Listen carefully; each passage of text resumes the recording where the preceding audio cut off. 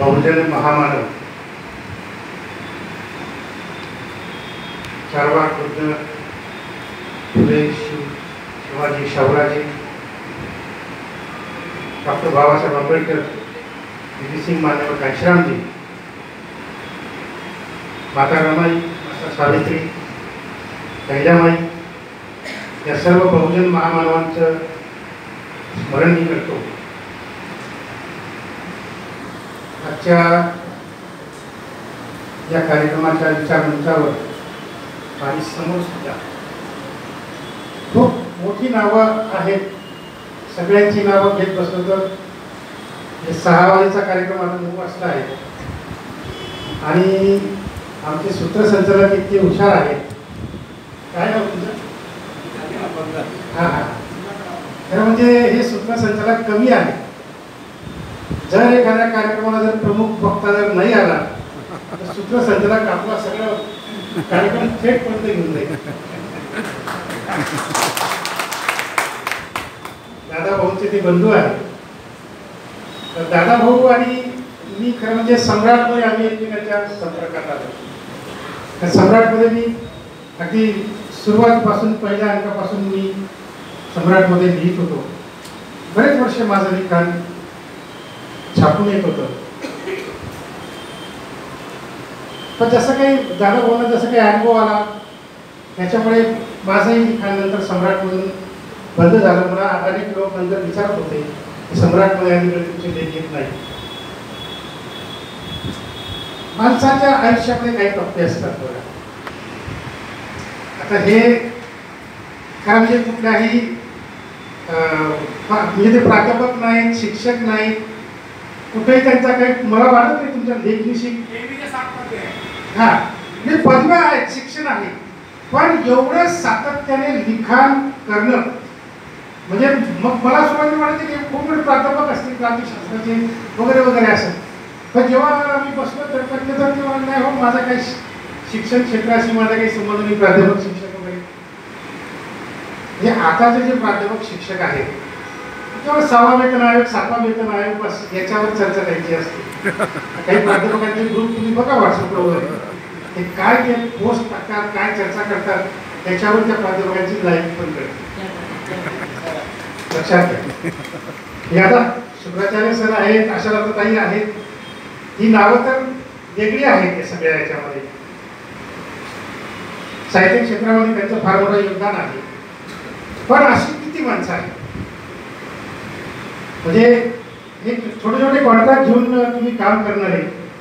वास्तविक कॉन्ट्रॅक्टर माणूस म्हटला की कुठेही इतरांचे संबंध येत नाही.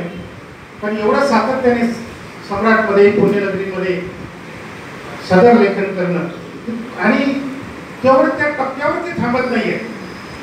म्हणजे दुसऱ्यांच्या दैनिकांमध्ये मी आता किती दिवस लिहू म्हणून स्वतःच साप्ताहिक मासिक सुरू करणं हा त्यांच्या आयुष्यातला एक सर्वात महत्त्वाचा टप्पा आहे असं मला वाटतं. आणि या टप्प्यावर आपण सर्व दिग्गज लोक वेगवेगळ्या क्षेत्रामधले राजकीय, सामाजिक, शैक्षणिक क्षेत्रामध्ये, साहित्यिक क्षेत्रामध्ये सगळे दिग्गज मंडळी, प्रशासकीय क्षेत्रामध्ये सगळे दिग्गज मंडळी इथं तुम्ही त्यांना सपोर्ट करण्यासाठी आलेले आहेत. ही सुद्धा एक खूप मोठ्या आनंदाची गोष्ट असेल. तर वेळ खूप झालेला आहे. काही खुर्च्या आता झाली रिकाम्या झालेल्या आहेत. बरेच जण खुर्ची रिकाम्या करण्याच्या तयारीत आहेत. आणि अशा वेळेस मग प्रमुख वक्ता जर उभा राहिला तर आणखी हे किती दळण जाणार असं काही लोकांच्या मनामध्ये असतं. मी फार काही तुमच्या समोर बोलणार नाही पण एक काही महत्त्वाचे मुद्दे आहेत. कारण छत्रपती राजर्षी शाहू राजे हे नाव उच्चारल्यानंतर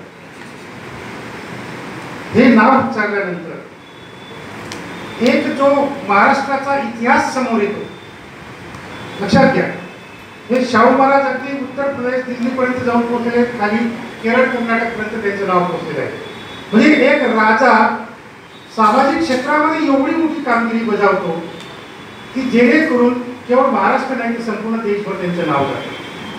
लक्षात घ्या. आणि महाराष्ट्रातली जनता त्या मनाने मला खूप हुशार वाटते. या महाराष्ट्रीयन जनतेने काय केलं की शाहू महाराजांना फक्त शाहू राजे म्हणून नाही ठेवलं त्यांनी. त्यांनी फुले शाहू आंबेडकर अशी एक सुंदर फ्रेज बनवलेली आहे. त्यातून मला महाराष्ट्राच्या जनतेचं मला खरं एक म्हणजे ऋण मानतो मी माझ्या आधीच्या पिढीचं, की ज्यांनी ही फ्रेज केली. जगात अशी फ्रेज दुसरीकडे कुठेही नाही, लक्षात घ्या. हे मला महत्वाचं वाटतं. आणि काय जोडली बरं ही फ्रेज? काय कारण असेल? जेव्हा एखादी गोष्ट जनतेमधून येते, तर बघा पुरस्कार खूप मिळतात शासनाकडून, वेगवेगळ्या संस्थांकडून. ते ठरवून असतात, ते ठरवून दिले पुरस्कार करा, तुमची माहिती पाठवा आणि मग तुम्हाला पुरस्कार द्यायचा की नाही ते ठरवून वेगवेगळे. ही गोष्ट वेगळी आहे. पण जनतेकडून एखादी गोष्ट जेव्हा येते, म्हणजे जसं उदाहरणार्थ महात्मा फुले, काकासाहेब महात्मा फुलेंना दिली, नंतर घटनेचे शिल्पकार म्हणून जनतेने बाबासाहेबांना पदवी दिली. त्यापेक्षा मोठी पदवी असू शकत नाही. बाकीच्या नंतर अनेक पदवी आल्या असतील, अनेक प्रमाणपत्र आले असतील, पुरस्कार आले असतील, पण जनतेकडून जेव्हा एखादी गोष्ट येते, लक्षात घ्या, राजर्षी ही जी पदवी शाहू महाराजांना मिळालेली आहे, जनतेकडून मिळालेली आहे. ती पुणे असं काही एखाद्या पत्रकाराने ठरवून दिलेली पदवी नाही आहे, लक्षात घ्या. तर फुले शाहू आंबेडकर कुठेतरी समानता आहे, केवळ वैचारिक नाही. लक्षात घ्या, काही अशा घटना आहेत की या तिघ महापुरुषांना जोडतात. मी थोडक्यात तुमच्या समोर मांडणार आहे, लक्षात घ्या. हे तिन्ही महापुरुष असे आहेत की त्यांच्या आयुष्यामध्ये काहीतरी विशेष घटना घडलेली आहे. हे तात्यासाहेब महात्मा ज्योतिराव फुलेंना त्यांच्या वर्गमित्राच्या लग्नाला गेलेले असताना उच्चवर्णीय लोकांनी वरातीतून हाकललं आणि तिथून ते स्फुल्लिंग पेटलं. बाबासाहेबांना एका गाडीवरून खाली उतरवलं आणि मग स्फुल्लिंग पेटलं. तसंच शाहू महाराजांची. बघा, महापुरुष जे असतात ते आपल्या जीवनातल्या प्रत्येक घटनेला समाजाशी जोडतात. ते व्यक्तिगत राहत नाही, त्या घटना व्यक्तिगत ते ठेवत नाही. बघा, दादासाहेब महात्मा ज्योतिराव फुले पैलवान होते. पुण्यामधला असा एकही माणूस नव्हता की जो त्यांच्या नजरेला नजर मिळवू शकत होता त्या काळामध्ये. ते पैलवान होते. वरातीमध्ये वाचावाची झाली, हा एक सूत्र आपल्यामध्ये कसा घुसला, याला ऐकून हाकललं पाहिजे. त्याच्यातून प्रचंड संताप तात्यासाहेब महात्मा ज्योतिराव फुलेंच्या डोक्यात आला. तुम्हाला माहिती आहे पैलवान माणसाचं कुठे असं सगळं त्याचं नाही होतं. पण तात्यासाहेब महात्मा ज्योतिराव फुले शांतपणे घरी आले, आपल्या वडिलांशी चर्चा केली, त्यांचे जे काही मित्र होते त्या मित्रांशी चर्चा केली आणि त्या घटनेच्या मुळापर्यंत जाऊन पोहोचले आणि म्हणाले की याला कारणीभूत जाती व्यवस्था आहे आणि ही जाती व्यवस्था नष्ट केल्याचं काम आपण जर केलं तर खऱ्या अर्थाने तो जो अपमान आपला झालेला आहे त्या अपमानाचं परिमार्जन होईल. हेच बाबासाहेब आंबेडकरांनी मी सांगितलं तुम्हाला, गाडीवाल्याचं उदाहरण. शहाजीराव गायकवाडांच्या दरबारात असताना झालेला अपमान. तो ब्राह्मण शिपाई लांबून फाईल फेकायचा, पाण्याचा ग्लास आणून द्यायचा नाही. या सगळ्या घटना ते शाहू महाराजांच्या जीवनामध्ये ते राजे झाले. राज्याभिषेक झाला 1894 मध्ये आणि राजे आहेत म्हणून ते कार्तिकी स्नानाची एक परंपरा होती त्या राजघराण्यामध्ये. आणि 1900 साली कार्तिकी स्नानाला ते गेले असताना फारची काही वेळेवर आला नाही त्या पंचगंगा नदीच्या किनाऱ्यावर. कारण जेव्हा राजा आंघोळ करतो, ते कार्तिकी स्नान करतो, त्यावेळेस गंगेच्या किनाऱ्यावर उभा राहून ब्राह्मण मंत्र म्हणत असतो. ही एक राजदरबाराची परंपरा होती. आणि ते 1900 सालाच्या कार्तिकी स्नान घेत असताना ब्राह्मण आला नाही. मग त्यांनी सांगितलं एकाला की जा रे बाबा, कुठे येतो बघा तो ब्राह्मण. तो जो शाहू महाराजांच्या गाडीचा जो ड्रायव्हर होता त्याला माहित होतं की हा महाराज कुठं सापडेल आणि बरोबर त्या गल्लीमध्ये तो गेला. तिथे तो बरोबर सापडला आणि कसं तरी मग आता ती बाकीच्या गोष्टी मी काही सांगत नाही की तो कोणत्या गल्लीत गेला होता, तिथे काय काय तो रात्री पराक्रम करत होता. आपण सगळे प्रबुद्ध आहेत आणि समजदार आहेत.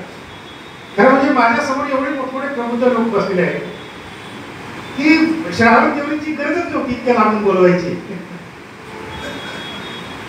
तर त्या महाराजांना सांगितलं की बाबा महाराज वाट बघतायत, चल लवकर. त्याने तसेच आपल्या गोदडीतून बाहेर आला आणि कपडे घालून सरळ गाडीत बसला आणि आला. तर शाहू महाराजांना यांनी सांगितलं ड्रायव्हरने की हे याने आंघोळ केलेली आहे, हा तसाच गोदडीतून उठून बाहेर आलेला आहे. फक्त शाहू महाराजांनी थोडा कानाडोळा केला आणि स्नान सुरू झालं, मंत्र सुरू झाले.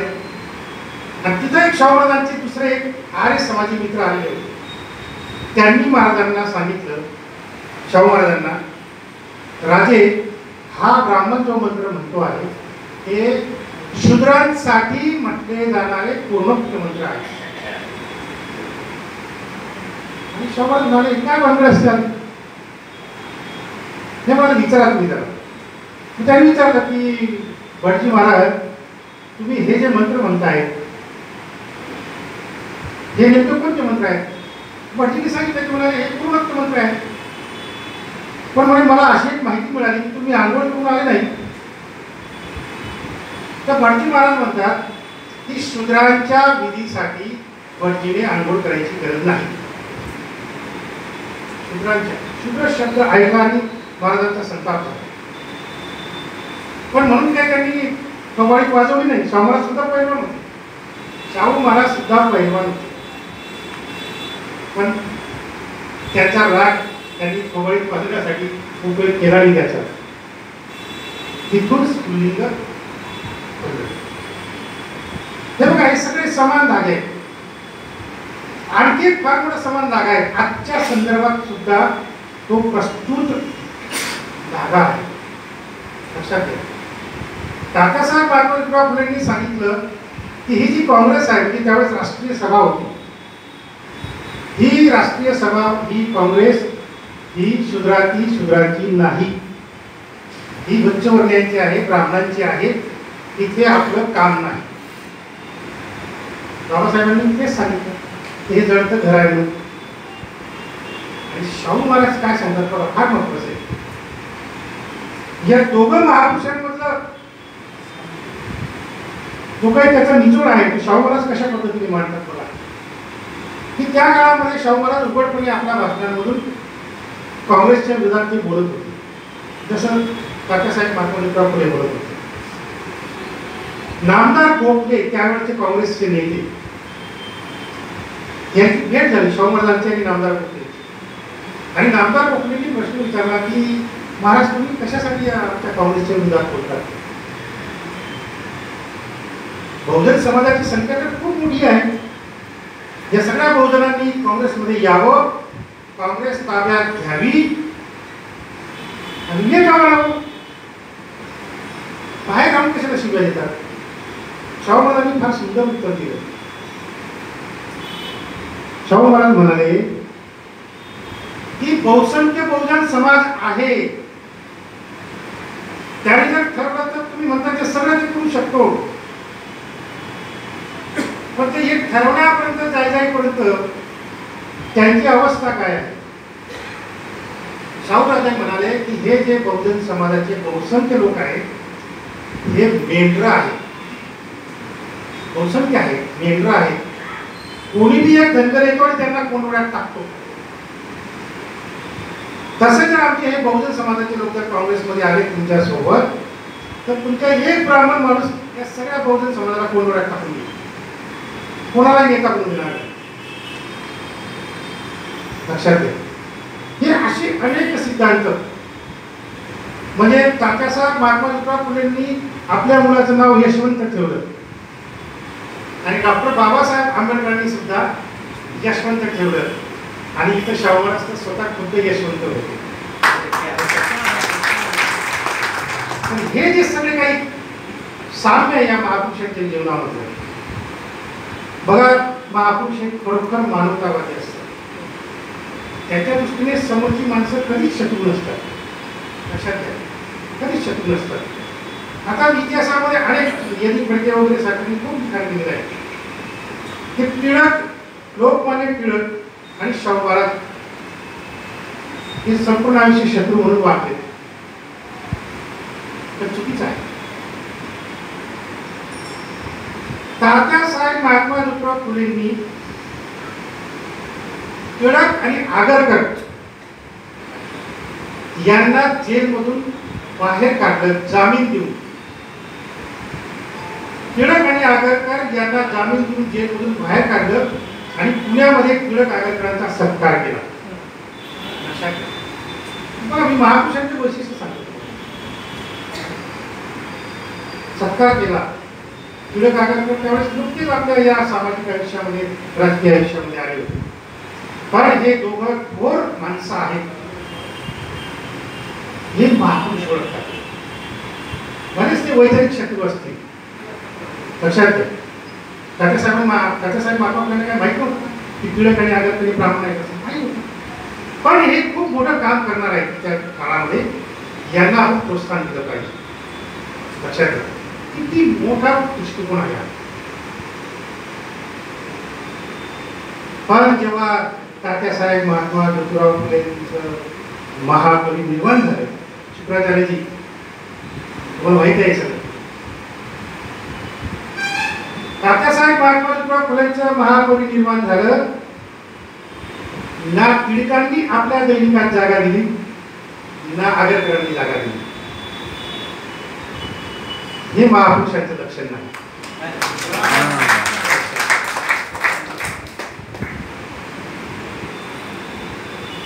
तेच मी सांगतो छत्रपती शाहूराजांबद्दल.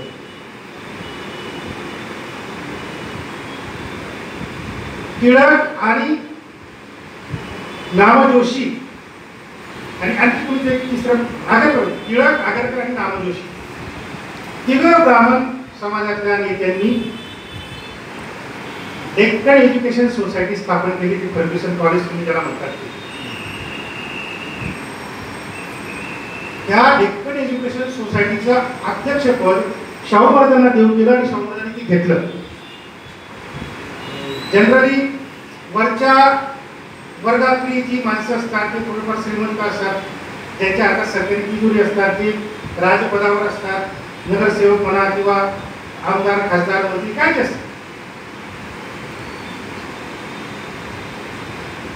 तर एक साधारणतः अपेक्षा असते की यांनी या संस्थेला मदत केली पाहिजे.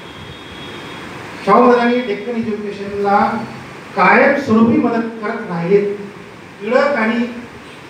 टिळक आणि शाहूराजे हे एकमेकांच्या विरोधात कोर्टात केसेस लढत होते, एकमेकांच्या विरोधात लिहित होते, बोलत होते.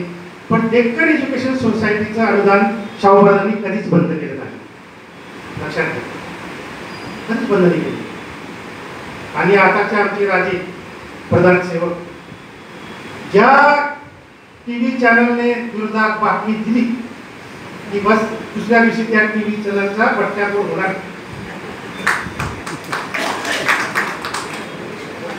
ही काही परंपरा नाही आहे आपल्याकडे, लक्षात घ्या.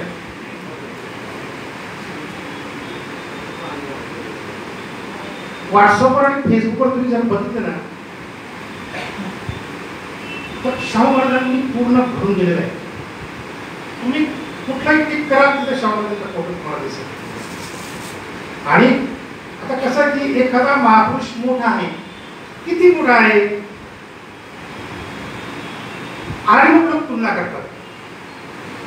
तुलना करणं जसं चांगलं आहे तसं वाईट आहे. पण आज खूप लोकांनी शाहू महाराजांची तुलना बीपी सिंगांशी केली आहे, आणि ते केवळ रिझर्वेशनच्या संदर्भात, लक्षात घ्या. पण या तुलनेला सुद्धा मर्यादा आहे. पहिली महत्वाची गोष्ट म्हणजे तुलना समकालीन नेत्यांची केली पाहिजे, बरोबर आहे. अशा ताई समकालीन, आता किती मोठा काळ, किती मोठा गॅप आहे, किती मोठा स्पॅन आहे. म्हणून मी सांगतो की बीपी सिंगांनी जे केलं त्यांच्या समोर बाबासाहेबांची राज्यघटना होती. लक्षात घ्या, बाबासाहेबांची घटना होती, राज्यघटना होती. तिथं गाईडलाईन होती 340 वक्कना लक्षात घ्या. आम्ही जेव्हा ओबीसीचं आंदोलन सुरू केलं 80-81 ला तर पहिली 3-4 वर्ष आमची कशात गेली असतील माहिती तुम्हाला? ओबीसीच्या डोक्यातून जो एक दलित द्वेष होता, बाबासाहेबांबद्दल जे काही गैरसमज होते ओबीसीच्या डोक्यातले, ते काढण्यामध्ये आमचे 3 ते 4 वर्ष गेले. आणि ते काढण्यासाठी आम्हाला काय सांगावं लागायचं की ओबीसीचा भला करणारा जो मंडळ येणार आहे तो केवळ बाबासाहेबांच्या 340व्या कलमामुळे. हे आम्हाला ओबीसीच्या प्रत्येक सभेमध्ये, मीटिंगमध्ये, बैठकामध्ये आम्हाला पहिल्याने हे सांगावं लागायचं. कारण मंडळ आयोगाचा उद्देश केवळ नोकऱ्या मिळवणे, रिझर्वेशन मिळवणे हा नव्हता आमच्या दृष्टीने. आमच्या दृष्टीने मंडळ आयोगाला जाती आणि त्याचं लढ्याचं शस्त्र बनवायचं. आणि जोपर्यंत दलित, आदिवासी आणि ओबीसी एकत्र येणार नाही तोपर्यंत जाती अंताच्या टोकाकडे आपण जाऊ शकणार नाही. बाबासाहेबांनी सांगून ठेवलं आहे. तुम्ही बाबासाहेब अँड रायटिंग अँड स्पीचेसचा 5वा खंड काढा, पान नंबर 112 काढा, त्याच्यावर बाबासाहेबांनी तक्ता दिलेला आहे. आणि या तक्त्यामध्ये बाबासाहेबांनी याचं सविस्तर विश्लेषण केलेलं आहे. लक्षात घ्या, हे प्रत्येक आपल्या कार्यकर्त्यांनी वाचलंच पाहिजे. लक्षात घ्या, SC ST OBC हे त्या काळात त्यांनी दिलेलं आहे. लक्षात घ्या. तर शाहू महाराजांच्या बाबतीमध्ये आता काही VP सिंगांची त्याची तुलना करताना मी थोडा हा फरक सांगितला, पण एक साम्य पण सांगतो. जेव्हा VP सिंग प्रधानमंत्री झाले, पंतप्रधान नका म्हणतो, शब्द फार आपण यूज करतो, वापरतो. प्रधान सेवक वापरा, काही प्रॉब्लेम नाही. तो VP सिंग जेव्हा प्रधानमंत्री झाले, काशीच्या ब्राह्मणांनी तिथे यज्ञ केला. आणि त्या यज्ञामध्ये त्यांनी जाहीर केलं की VP सिंगांना आम्ही राजर्षी पद देतो, असं डिक्लेअर केलं तिथे त्या वाराणसीच्या मंदिरावर. राजर्षी कोणाला? VP सिंगांबद्दल सांगतो मी. आणि या VP सिंगांनी जेव्हा जे राजर्षी पद देणारे ब्राह्मण बघा, VP सिंगांनी मंडल कमिशन 7 ऑगस्टला लागू केला. दुसऱ्या दिवशी काशीचे, वाराणसीचे ब्राह्मण एकत्र आले आणि ते म्हणाले की VP सिंगांना दिलेली राजर्षी पदवी आम्ही काढून घेतो, त्यांना आता आम्ही राक्षस पदवी देतो. राक्षस पदवी देतो. VP सिंगांनी काय उत्तर दिलं? मी आहेच मुळात राक्षस घेणार, तुम्ही काय पदवी देता? तर शाहू महाराजांच्या बाबतीत सुद्धा शाहू महाराज जेव्हा गादीवर बसले, त्यांचा 1894ला राज्याभिषेक झाला आणि टिळकांनी दैनिक केसरीमधून त्यांना शुभेच्छा दिल्या, अभिनंदन केलं, लोकराजे म्हणून त्यांचा गौरव केला. पण ज्या दिवशी शाहू महाराजांनी वेदोक्त मंत्रांचा आग्रह धरला, लक्षात घ्या, ती जी घटना घडली वेदोक्त प्रकरण, तिथं सांगितलं की नाही, मी शूद्र नाही, मी क्षत्रिय आहे आणि माझा विधी हा वेदोक्त मंत्रांनी झाला पाहिजे असा आग्रह धरला. त्या दिवशी टिळकांनी दैनिक केसरीमध्ये अग्रलेख लिहून शाहू महाराजांना भरपूर शिव्या दिल्या, भरपूर मनसोक्त शिव्या दिल्या दैनिक केसरीमधून. आणि काय सांगितलं? लक्षात घ्या, फार महत्वाचं आहे. काय सांगितलं ते फार महत्वाचं आहे. आम्ही काय करतो की महापुरुषांचं महापरिनिर्वाण झाल्यानंतरही 50 वर्ष उलटले, 100 वर्ष उलटले, 200 वर्ष उलटले, काही प्रश्न समोर आला, काही प्रॉब्लेम समोर आला की लगेच आम्ही म्हणतो की असं त्यावेळेस बाबासाहेब म्हणाले होते, असा प्रश्न उद्भवल्यानंतर तात्यासाहेब महात्मा फुले असं म्हणाले होते. पण ब्राह्मणांचं तसं नसतं. लक्षात घ्या, ब्राह्मणांचं तसं नसतं. टिळक काय म्हटले शाहू महाराज जेव्हा मुद्दा मांडतात की छत्रपती शिवाजीराजे जर क्षत्रिय आहेत तर त्यांना क्षत्रिय म्हणून जर गागा भट्टांनी मान्यता दिली आहे, तर मी त्यांच्या वंशजातला आहे, वारशातला आहे, त्यामुळे मला क्षत्रिय आपोआप मिळाले आहे. टिळक म्हणतात दैनिक केसरीमध्ये की असं आपोआप काही मिळत नसतं. छत्रपती शिवाजी राजांच्या काळातल्या ब्राह्मणांनी, शब्द बघा, छत्रपती शिवाजी राजांच्या काळातल्या ब्राह्मणांनी एक सवलत म्हणून, सूट म्हणून शिवाजी राजांचा क्षत्रिय म्हणून राज्याभिषेक केला, गागा भट्टाने केला.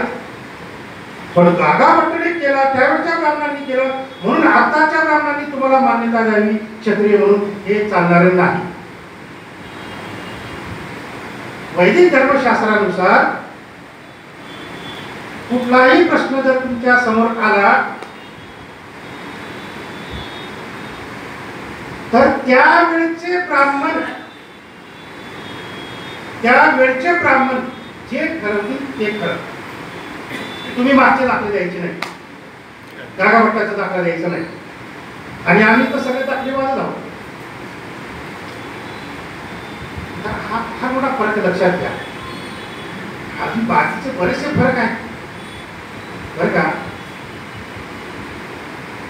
त्याच्यात एक उदाहरण देतो की आपण कसं मूर्तीपूजक आणि व्यक्तिपूजक बनतो.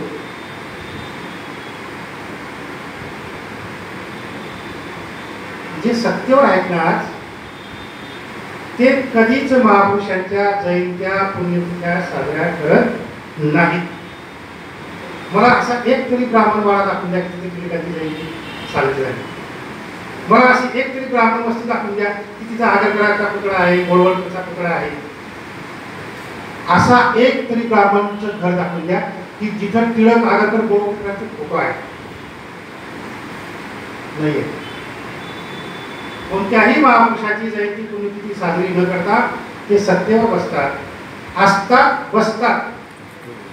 आमच्या महापुरुषाची जयंती पुण्यतिथी तर जगभर साजरी होते, आणि तरी आम्ही अजून कुठेच नाही सत्तेच्या दृष्टीने. अजून आम्ही भिंतीवरच बघतो. आपल्याला सत्ताधारी व्हायचं आहे बरं का, बाबासाहेब सांगून गेलेले भिंतीवर दिसतो. हा कुठे फरक आहे. ते बघा, महापुरुषांचे मित्र ब्राह्मण होते, लक्षात घ्या. तात्यासाहेब महाराज फुलेंचे अनेक मित्र कार्यकर्ते जसे शूद्राचे शूद्र होते, अति लवजी साळवे होते, आणि तिथपासून तर गोपाळ बाबा वलंकर होते. खूप म्हणजे हे बघा, या महापुरुषांचा प्रभाव आणि एकदम वैचारिक जो दरारा असतो, दरारा म्हणजे लोक हुकुमशाहीचं नाही, हा आदरणीय, त्याच्यातून जे काही नवीन नवीन निर्माण होतं. म्हणजे तात्यासाहेब महात्मा फुलेंच्या काळामध्ये अशी एकही जात नव्हती की त्या जातीमधून वैचारिक नेतृत्व पुरा. अतिमुक्ता साळवे, ब्राह्मणांमधली पंडिता रमाबाई, मराठा समाजातली पंडिता ताराबाई शिंदे, या मराठा समाजाच्या विधवा ताराबाई शिंदेचं स्त्री पुरुष तुलना पुस्तक जर तुम्ही आज वाचलं, आजही अंगावर काटा आहे.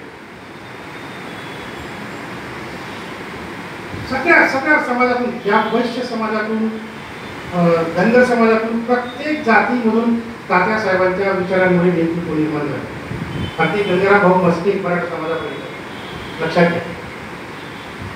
हा वैचारिक प्रभाव असतो. सयाजीराव गायकवाड तात्यासाहेब महात्मा फुलेंच्या घरी गेले भेटायला, आणि राजर्षी शाहू महाराज बाबासाहेबांच्या त्या झोपडपट्टीच्या वस्तीत जाऊन, आणि कुठल्या वयात हो, कुठल्या वयात, म्हणजे म्हणून म्हटलं की महापुरुषांना माहीत असतं, त्याची नेहमी याची सांगत असते की हा पुढे काहीतरी मोठं काम करणार आहे.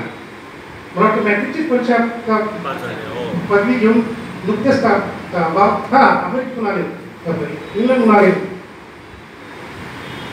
आणि हे जेव्हा शाहूराजांना माहीत पडलं, शाहूराजांनी डायरेक्ट बाबासाहेबांच्या घरी त्या वस्तीमध्ये, लक्षात घ्या. आणि शाहूराजे एवढंच करून थांबले नाही. बघा, तुलनेच्या संदर्भामध्ये मी म्हटलं तुम्हाला की समकालीन लोकांची तुलना करायची असते. मला एक थोडासा मोह होतो की त्या समकालीनांमध्ये एक महात्माजी गांधीजी हे पण एक नाव होतं त्या काळामध्ये, लक्षात. आणि तिथे हे दोन महत्वाचे मुद्दे येतात बघा. तो जो काळ आहे, म्हणून मी समकालीन शब्द का वापरला त्याचं कारण हे आहे की त्या काळामध्ये नेमक्या कोणत्या सिद्धांतांचा प्रभाव होता, कोणत्या विचारांचा प्रभाव होता.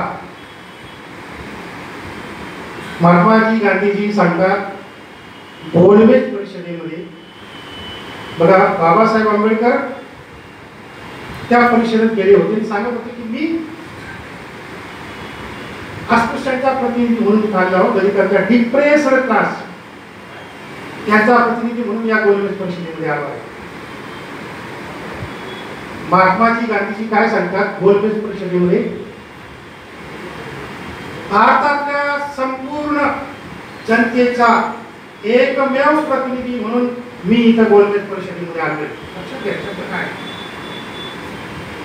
भारतातल्या जनतेचा एकमेव प्रतिनिधी म्हणून मी इथं गोलमेज परिषदेमध्ये आलो आहे, म्हणजे मी सगळ्या भारताचा नेता आहे, हे गांधीजी सांगतात. आणि त्याच वेळेस राजर्षी शाहू महाराज काय म्हणतात, 1920च्या माणगाव परिषदेमध्ये बाबासाहेबांना स्टेजवर स्वतःच्या डोक्यावरचा फेटा काढून बाबासाहेबांच्या डोक्यावर ठेवला आणि सांगितलं सगळ्या समोरच्या जनतेला की हा तुमचा नेता आहे, याला नेता. हे किती मोठेपण आहे.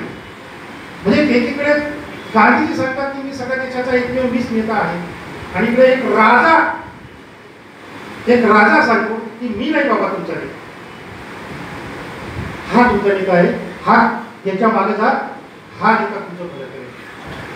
लक्षात. आणि त्याप्रमाणे डिप्रेस्ड क्लासेसच्या लोकांनी केलं, मानलं राजाचं म्हणणं, आणि म्हणून बाबासाहेबांचं नेतृत्व इतकं पुढे आहे. लक्षात. हे महापुरुषांची वैशिष्ट्य आहे. लक्षात घ्या. शाहू महाराजांच्या काळामध्ये मी एवढं सगळं सांगत बसत नाही, तर म्हणजे दादा भाऊंनी इथं सगळं छापलेलं आहे शाहू महाराजांचं कार्यकर्तृत्व, मी काय सांगायचं कार्यकर्तृत्व. पण बघा, शाहू महाराजांनी राजाभिषेक केल्यानंतर ब्रिटिशांनी त्यांना आमिष दिलं की हा राजा आपल्या ताब्यात राहण्यासाठी. काय आमिष दिलं की चला आता तुम्ही राजे झालेत ना, चला आता तुम्हाला परदेश दौऱ्यावर आम्ही पाठवतो. आता परदेश दौऱ्यावर जाणं म्हणजे किती मोठी प्रतिष्ठेची गोष्ट आजही, तर त्या काळात किती असेल. शाहू महाराजांनी काय उत्तर दिलं ब्रिटिशांना की मी आता नुकताच राजा झालेला आहोत, मला परदेश समजून घेण्यापेक्षा मला माझा देश आणि माझ्या देशाची जनता समजून